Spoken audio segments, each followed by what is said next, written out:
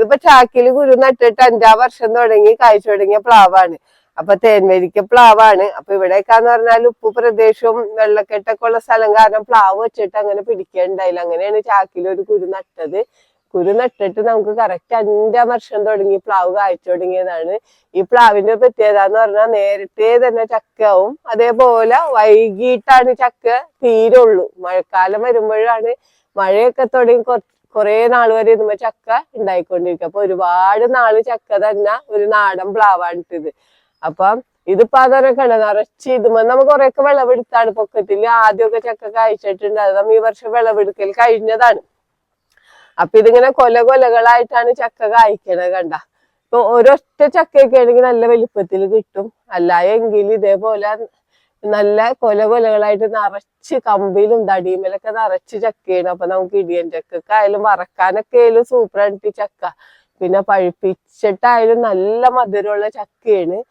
അപ്പൊ സ്ഥലമുള്ള ആൾക്കാർക്കൊക്കെ നാടൻ പ്ലാവ് വെക്കൽ നല്ലതാണ്. കാരണം ഇതേപോലെ ഇഷ്ടംപോലെ ചക്ക കിട്ടുകയും ചെയ്യും. പിന്നെ ടേസ്റ്റി ആയിട്ടുള്ള ചക്കയുമാണല്ലോ. പിന്നെ ഇതിന് നമ്മ നാടൻ പ്ലാവുകൾക്കൊന്നും ആരും പ്രത്യേകിച്ച് വളമൊന്നും കൊടുക്കാറില്ല. നമ്മ ഇതിന്റെ ചുറ്റും നന്നായിട്ട് കൽപ്പൊടി ഇട്ടിട്ടുണ്ട്. പിന്നെ ഈ പ്ലാവിന്റെ വീണ ഇലകൾ മുഴുവനും നമ്മ ഈ പ്ലാവിനെ തന്നെ ഇട്ട് കൊടുക്കുകയാണ് ചെയ്യണത്. അപ്പൊ ഇത് കണ്ട് ഇതിപ്പോ നമുക്ക് കൈയെത്തിച്ച് പൊട്ടിക്കുകയാണ്.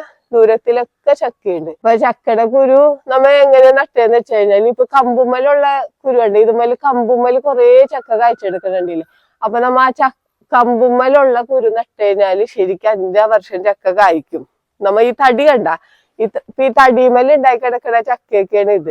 ആ ചക്കയുടെ കുരു നട്ട് കഴിഞ്ഞാല് ഭയങ്കര തടി വെക്കുമ്പോഴാണ് പ്ലാവ് കായ്ക്കുള്ളൂ. അപ്പൊ ഞാനിപ്പോ ഇതിന്റെ ഈ കമ്പുമ്മലുണ്ടായ കുരുവൊക്കെ എടുത്ത് വേറെ സ്ഥലത്ത് നട്ടിട്ടുണ്ട്. അപ്പൊ നമുക്ക് നോക്കാൽ എങ്ങനെയാണെന്ന്.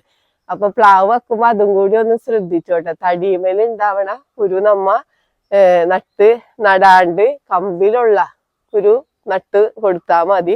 അപ്പൊ നമുക്ക് പെട്ടെന്ന് ഇപ്പൊ ഈ അടക്കാമത്തിന്റെ മണ്ണും കൂടെ വേണ്ട, അപ്പത്തിന് നമുക്ക് ചക്ക കായ്ച്ചിട്ടും. അപ്പൊ എല്ലാവരും ഇതും കൂടി ഒന്ന് ചെയ്ത്